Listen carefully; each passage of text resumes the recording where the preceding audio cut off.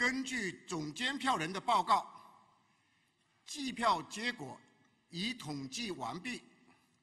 现在由工作人员宣读选举中华人民共和国主席的计票结果。中华人民共和国主席选举票计票结果。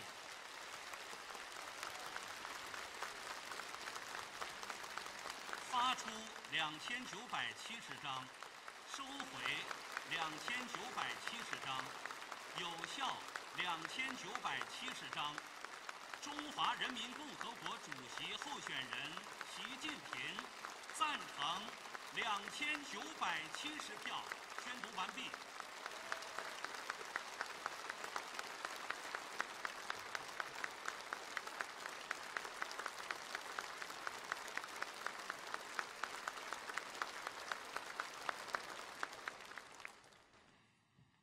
现在宣布，习近平同志当选为中华人民共和国主席。